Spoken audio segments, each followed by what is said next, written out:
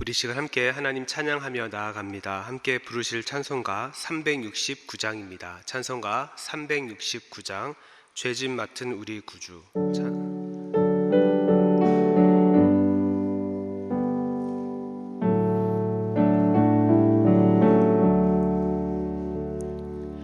죄짐 맡은 우리 구주, 어찌 좋은 친구인지. 걱정 근심 무거운 짐 우리 주께 맡기세. 주께 고함 없는 고로 복을 받지 못하네. 사람들이 어찌하여 아랠 줄을 모를까. 시험 걱정 모든 괴로움 없는 사람 누군가. 부질없이 낙심 말고 기도드려 아뢰세. 이런 진실하신 친구 찾아볼 수 있을까. 우리 약함 아시오니 어찌 아니하릴까. 근심 걱정 무거운 짐 아니 진짜 누군가. 피난처는 우리 예수 주께 기도드리세. 세상 친구 멸시하고 너를 조롱하여도 예수 품에 안기어서 참된 위로 받겠네.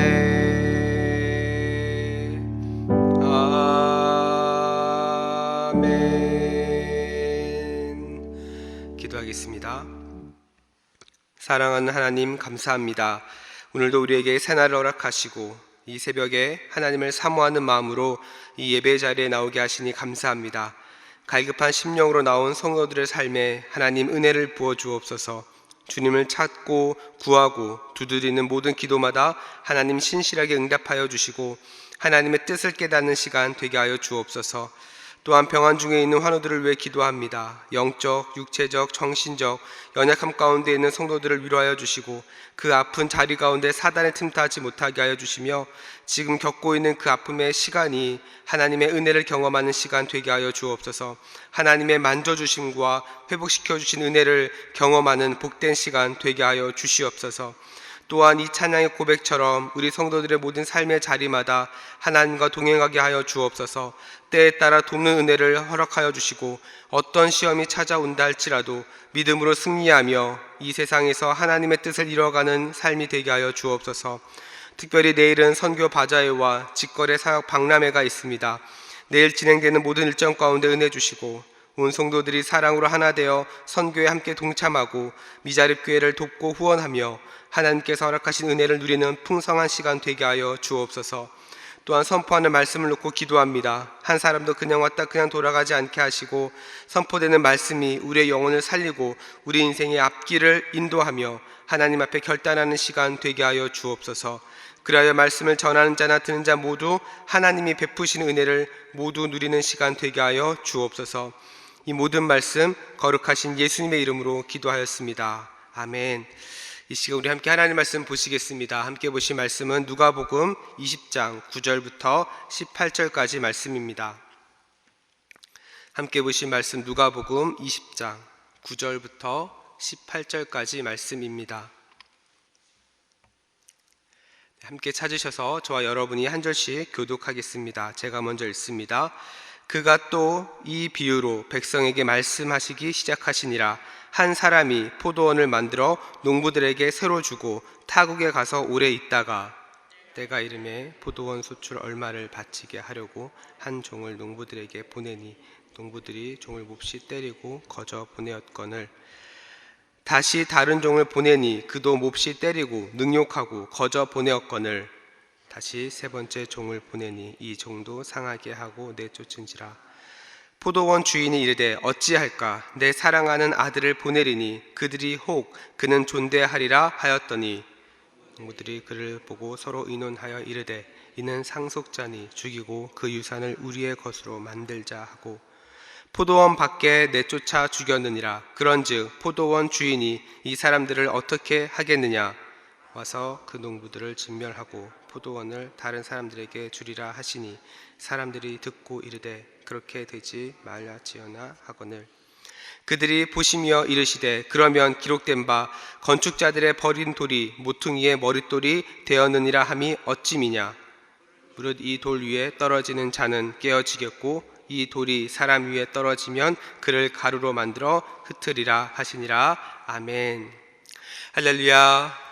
아멘. 오늘도 이 새벽에 주님의 전에 나와 하나님 예배하는 우리 모든 성도님들 주님의 이름으로 환영하고 또 축복합니다. 저는 오늘 함께 읽은 이 본문 말씀을 가지고 하나님이 주인이십니다. 하나님이 주인이십니다 라는 제목으로 함께 말씀을 나누겠습니다. 오늘 우리가 읽은 이 본문은 포도원 농부에 관한 비유입니다. 그리고 이 비유는 오늘 우리가 읽은 누가복음뿐만 아니라 마태복음, 마가복음에도 기록이 되어 있습니다. 다시 말해서 그만큼 이 비유의 의미가 중요하다는 것을 우리는 알 수 있죠. 또한 성경에서 포도원은 보통 이스라엘 땅 그리고 하나님의 백성, 하나님 나라와 관련된 비유나 상징에 종종 등장을 했습니다. 그 대표적으로 이사야서 5장 1절부터 7절 말씀에 보면 이 이사야 선지자가 이스라엘 백성의 죄악을 책망할 때 이 포도원의 비유를 사용한 것을 우리는 알 수 있죠. 그렇다면 오늘 본문에서 포도원 농부의 비유는 어떤 의미를 담고 있는 것일까요? 지금부터 하나씩 한번 살펴보도록 하겠습니다. 먼저 오늘 본문은 포도원 주인이 오랫동안 외국에 나가서 지내고 있다는 것을 알 수 있습니다. 그리고 이때 포도원 주인은 이 포도원을 팔고 가는 것이 아니라 농부들에게 주고 계속해서 그 포도원 농사를 짓도록 해 주었습니다. 그리고 그 중에 일부 수익을 주인에게 주기로 했죠. 다시 말해서 농부들에게 일자리를 제공한 것입니다. 이렇게 농부들에게 맡겨진 이 포도원을 주인은 때가 되어서 자신의 수익금을 받기 위해서 이제 종을 보내기 합니다. 그런데 이 종을 본 농부들이 어떻게 합니까? 포도원 수익을 주인에게 돌려주는 것이 아니라 종을 잡아 때리고 빈손으로 돌려 보냈습니다. 그러자 주인은 또 다른 종을 보냅니다. 그랬더니 더 많이 때리고 그리고 다시 빈손으로 돌려 보냅니다. 여러분, 이 정도면 사실 농부들이 포도원을 자신의 것으로 차지하려고 하는 의도가 굉장히 분명하다고 할 수 있죠. 그런데 이 포도원 주인은 또다시 종을 보냅니다. 그러나 역시 같은 결과를 맞게 되죠. 이 내용을 마가복음에서 보면요, 농부들이 종을 대하는 태도가 점점 악해지는 것을 알 수 있습니다. 첫 번째 종은 심히 때리고, 두 번째 종은 머리까지 때리고, 세 번째 종은 덜어 죽였다라고 이야기를 하거든요. 그럼에도 포도원 주인은 포기하지 않습니다. 그리고 자신의 아들까지 보내게 됩니다. 그러면서 다음과 같이 이야기를 합니다. 세 번역으로 제가 다시 읽어드리겠습니다. 그래서 포도원 주인은 말하였다. 어떻게 할까? 내 사랑하는 아들을 보내야겠다. 설마 그들이 내 아들이야 존중하겠지. 이렇게 이야기를 합니다. 이 포도원 주인은 무엇을 기대했습니까? 설마 내 아들은 존대하겠지, 내 아들을 보내면 좀 다르겠지, 이것을 기대한 겁니다. 그런데 결과가 어떻게 됐습니까? 설마가 사람을 잡았습니다. 그래서 농부들은 이 포도원 주인의 아들을 죽이고 유산을 자신의 것으로 만들려고 했던 거죠. 자신의 아들까지 잃은 이 포도원 주인은 어떻게 했습니까? 16절을 보니까 포도원 주인이 와서 농부들을 다 진멸하고 포도원을 다른 사람에게 맡겼다고 오늘 본문은 이야기합니다. 사랑하는 성도 여러분, 이 비유가 무엇을 의미하는 것일까요? 가장 먼저 이 포도원의 주인은 바로 하나님을 상징합니다. 그리고 포도원의 농부는 앞에서 보았던 그리고 예수님께서 비유를 말씀하신 그 이야기를 듣는 서기관, 대제사장 그리고 장로들을 의미합니다. 포도원 주인이 종을 3번이나 보냈다라고 하는 것은 하나님께서 구약의 선지자들을 계속해서 보내신 것을 상징합니다. 그런데 이스라엘 백성들은 이 포도원의 농부처럼 선지자들의 말을 듣지 않아서 결국에는 하나님의 심판을 받게 되죠. 이것은 예수님의 시대에도 동일하게 반복되고 있음을 알 수 있습니다. 유대인들은 하나님의 선택받은 민족이라고 하는 확신을 가지고 있었지만 농부들이 포도원의 주인의 아들을 거부한 것처럼 그들도 계속해서 예수 그리스도를 거부하고 있었던 거죠. 눈앞에 예수님이 있었음에도 불구하고 구원자로 메시아로 인정하지 않은 겁니다. 더 나아가 포도원 주인이 아들을 죽인 것처럼 결국에는 예수님을 십자가에 못 박아 죽이려고 했죠. 그러면서 예수님은 다음과 같이 말씀을 하십니다. 오늘 보면 17절 말씀이죠. 그때에 예수께서 그들을 똑바로 바라보시고 말씀하셨다. 그러면 집 짓는 사람들이 버린 돌이 집 모퉁이의 머릿돌이 되었다 하고 기록된 말은 무슨 뜻이냐, 이렇게 말씀을 하십니다. 자, 예수님께서 이 말씀을 하시는 핵심이 무엇입니까? 포도원 농부들이 정말 중요한 것을 계속해서 지금 놓치고 있다라는 거예요. 그러면서 오늘 본문에 대제사장, 유대인들, 서기관들, 장로들, 이 모든 사람들도 계속해서 중요한 것을 지금 놓치고 있다는 겁니다. 그 중요한 것이 무엇일까요? 포도원 주인이 아들을 보낸 것처럼 하나님께서 자신의 하나뿐인 아들 그 예수님을 보내셨는데 그 주님을 영접하지 않는 거예요. 그 주님을 믿지 못하고 있는 겁니다. 오히려 그 예수님을 어떻게 대하고 있다고요? 집을 지을 때 필요한 모퉁이의 머릿돌이 아니라 마치 버린 돌처럼 지금 취급을 하고 있다는 겁니다. 그러니 이들은 포도원 농부가 아들을 죽인 것처럼 예수님의 가르침과 기적을 계속해서 보면서도 믿지 않고 어떻게 하면 예수님을 죽일까, 여기에만 지금 생각을 하고 있었던 거죠. 사랑하는 우리 성도 여러분, 그렇다고 한다면 여러분은 어떻게 우리 주님을 대하고 계십니까? 오늘 본문에 등장하는 대제사장들 그리고 서기관들이 예수님을 어떻게 대하고 있습니까? 중요한 머릿돌이 아니라 버린 돌처럼 취급을 하고 있었죠. 그렇다면 우리는 어떻게 주님을 대하고 있습니까? 여러분, 성도는요, 예수님을 자신의 삶의 주인으로 인정하면서 사는 사람들입니다. 그리고 이러한 삶의 모습은 하나님을 대하는 태도에서 나타나죠. 저는 오늘 본문을 보면서 농부들이 참 어리석다라는 생각을 종종 하게 됩니다. 왜냐하면 단순히 그냥 포도원 주인의 아들을 죽이면 그 땅이 자신의 땅이 되겠지라고 생각하는 이 논리가 너무나도 단순하고 어떻게 이렇게 생각할 수 있지라는 생각이 들었습니다. 그런데 여러분, 실제로 많은 사람들이 하나님 앞에서 이렇게 살아가더라고요. 모든 것을 하나님이 지으셨고 하나님이 지으신 이 세상 안에서 살아가는 존재가 우리 피조물 아닙니까? 그런데 우리가 누리는 이 모든 것을 하나님께서 주셨습니다. 하나님의 은혜입니다. 모든 것이 하나님으로부터 시작되었습니다라고 고백하는 것이 아니라 내가 노력해서 내가 무엇인가 열심히 해서 내가 얻었다라고 생각을 하면서 사람들이 살아가더라는 겁니다. 그러면서 하나님의 존재를 부정하거나 말해도 하나님을 무시하는 태도가 너무나도 많이 있는 거죠. 오늘 본문의 포도원의 비유도 마찬가지입니다. 포도원 주인은 농부들에게 포도원을 맡긴 것이지 포도원을 준 게 아닙니다. 그런데 농부들은 그 주인에게 감사하는 마음도 없습니다. 일자리를 제공해 줬으면 그것을 통해서 자신의 수익을 얻을 수 있는 건데 그 포도원 주인에게 감사하지 않습니다. 오히려 포도원 주인이 보낸 종들과 그 아들까지 죽이게 되는 그런 엄청난 일들을 하게 되는 거죠. 이것은 포도원 주인의 존재 자체를 부정하는 겁니다. 이렇게 농부들은 오히려 허망한 생각에 사로잡혀 마음과 생각이 어두워지고 자신들의 악한 계획이 이제는 우상이 되어버린 거죠. 그래서 포도원을 자신들의 것으로 차지할 생각을 하고 있었던 겁니다. 사랑하는 성도 여러분, 이러한 모습이 오늘날 우리에게는 없을까요? 그렇지 않습니다. 포도원의 농부들처럼 마치 자신이 포도원의 주인인 것 마냥 인생의 주인이 나라고 생각하면서 살아갈 때가 많이 있습니다. 그런 사람들이 시간이 지나면 지날수록 점점 많아지는 것 같습니다. 그래서 자신을 이 세상에 보내신 하나님께 감사하지 않습니다. 우리에게 인생을 허락하신 그 하나님 앞에 감사하지 않아요. 하나님 이야기를 하면 거부하고 듣기 싫어하고 어떤 자녀들은 너무 강요하지 말라고까지 이야기를 하죠. 저는 이러한 모습이 어쩌면 현대판 포도 농부들이 아닐까 하는 생각을 오늘 본문을 보면서 하게 됩니다.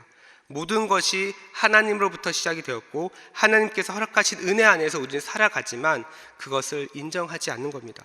마치 내가 잘해서 내가 노력해서 내가 원하는 것을 얻어야겠다라고 생각하는 그러한 태도가 우리에게 너무나도 많다라는 거죠. 이러한 인본주의적인 생각을 가지고 살아가는 사람들을 향해서 로마서 1장 21절부터 23절은 다음과 같이 말합니다. 하나님을 알되 하나님을 영화롭게 아니하며 감사하지도 아니하고 오히려 그 생각이 허망하여지며 미련한 마음이 어두워졌나니 스스로 지혜 있다 하나 어리석게 되어 썩어지지 아니하는 하나님의 영광을 썩어질 사람과 새와 짐승과 기어다니는 동물 모양의 우상으로 바꾸었느니라. 이 구절에서 말하는 핵심이 무엇입니까? 사람들이 스스로 지혜 있다고 생각을 하더라는 겁니다. 그래서 하나님이 받으셔야 되는 그 영광의 자리를 다른 것으로 대체했다라는 거죠. 이것이 사람들이 스스로 지혜 있다라고 생각하는 결과였습니다. 그리고 이 시대를 살아가는 대부분의 사람들은 이 하나님의 영광의 자리를 물질, 돈으로 대체하죠. 그래서 돈을 많이 벌고 물질적 풍요를 누리면 스스로 지혜롭고 나름 잘 살고 나는 행복하다라고 착각을 하면서 살아가더라는 겁니다. 그런데 여러분, 이렇게 살아가는 사람들의 인생의 끝이 어떻게 마무리될까요? 우리가 읽지는 않았지만 그 이후의 구절을 보면요, 하나님께서 그러한 인생을 그냥 내버려 두십니다. 내버려 두세요. 그러면서 1장 32절에 보면 이러한 인생의 마무리를 사형이라고 성경은 이야기를 하고 있습니다. 사랑하는 우리 성도 여러분, 여러분은 하나님 앞에서 어떠한 삶을, 어떠한 태도를 가지고 살아가고 계신가요? 이 땅에서의 성도의 삶은 내가 아니라 하나님이 주인이십니다라고 하는 것을 고백하며 사는 사람들입니다. 내 뜻, 내 목표, 내 계획을 이루어가면서 사는 것이 아니라 하나님께서 맡기신 사명을 통해서 살아가는 사람들이죠. 온 사람들이 이 사실을 알게 하시기 위해서 우리 하나님은 지금도 하나님의 사람을 계속해서 보내고 계십니다. 복음을 전하고 계시고 하나님의 뜻을 나타내기를 원하십니다. 그래서 사망의 길을 걸어가고 있는 그들을 다시 부르셔서 참된 진리로 인도하기를 원하십니다. 오늘 예배 자리에 나오신 여러분 모두 하나님이 여러분의 인생의 주인 되셔서 하나님께서 맡기신 그 사명을 따라 살아가는 인생이 되기를 주님의 이름으로 축복합니다. 그래서 허망한 인생이 아니라 기쁨과 소망이 가득한 인생, 하나님의 영광을 드러내는 인생, 하나님께 예배하는 인생, 그런 인생이 되기를 주님의 이름으로 축복합니다. 우리 시간 함께 기도하며 나아가겠습니다.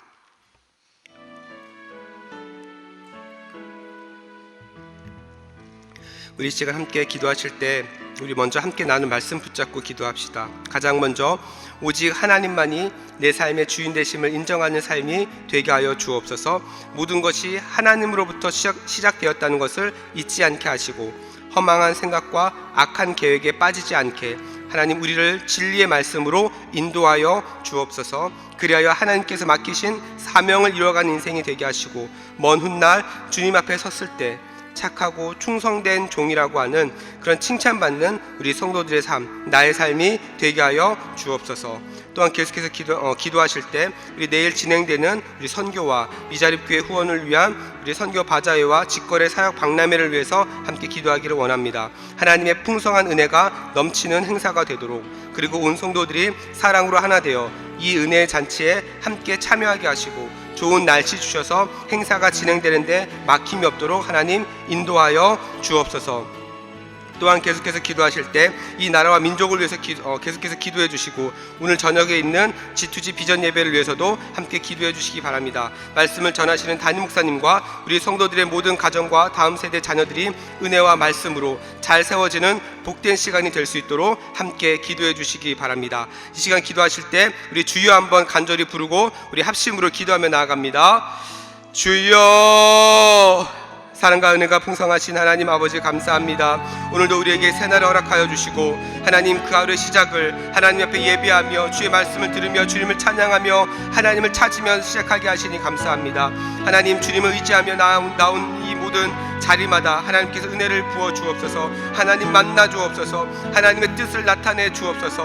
하나님 이 시간 먼저 기도합니다. 함께 나는 말씀 붙잡고 먼저 기도합니다. 하나님 무엇보다 우리 모든 성도들의 삶에 하나님께서 주인 되심을 인정하며 살아가게 하여 주옵소서. 모든 것이 하나님으로부터 시작되었다는 것을 잊지 않게 하시고 허망한 생각과 악한 계획에 빠지지 않게 하여 주옵소서.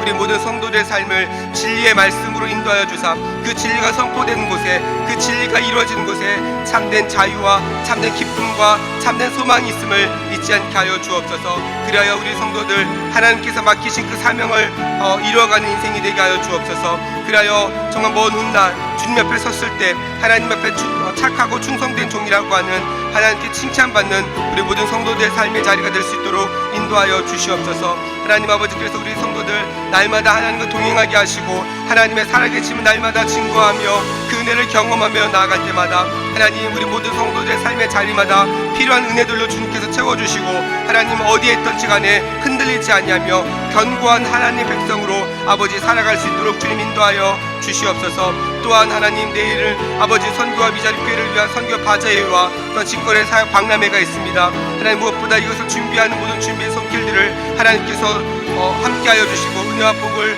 허락하여 주옵소서. 마음을 다하고 또한 선한 마음으로 준비하는 모든 성도들의 자리마다 하나님께서 은혜 베풀어 주시고 또한 이 준비하는 시간들 통하여서 우리 대전중앙교회가 사랑으로 하나 되고 함께 하나님 일하심을 볼 수 있는 영적인 은혜를 허락하여 주시옵소서. 좋은 날씨 허락하여 주옵소서. 그리하여 행사가 진행되는데 막힘이 없게 하여 주시고 처음부터 마지막까지 하나님 정말 하나님의 마음을 가지고 아버지 하나님 정말로 이 사역을 잘 감당할 수 있도록 인도하여 주옵소서. 그리하여 우리 대전중앙교회 선교와 또한 우리 주변에 있는 미자립 교회들이 정말 하나님의 은혜와 또 하나님의 살아계심을 경험하는 복된 일들이 나타날 수 있도록 인도하여 주시옵소서. 하나님 아버지 함께하여 주시고 은혜 베풀어 주시옵소서. 그렇게 일하신 하나님을 기대합니다. 주여 은혜로 함께하여 주시옵소서.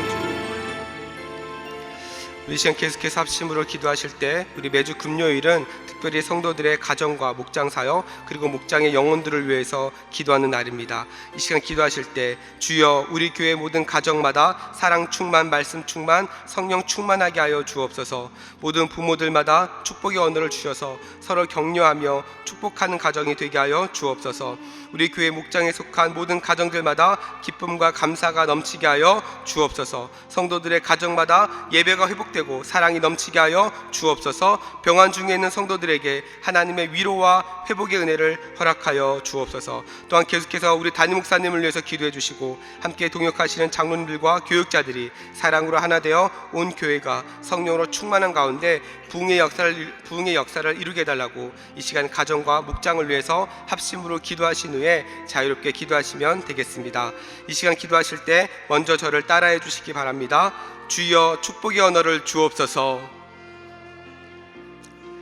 주여 축복의 언어를 주옵소서.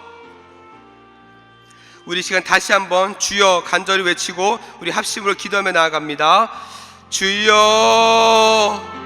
사랑과 은혜가 풍성하신 하나님 아버지, 이 시간 계속해서 아버지 하나님 앞에 기도 제목을 가지고 하나님의 은혜를 구하며 나아갑니다. 하나님 특별히 오늘은 성도들의 가정과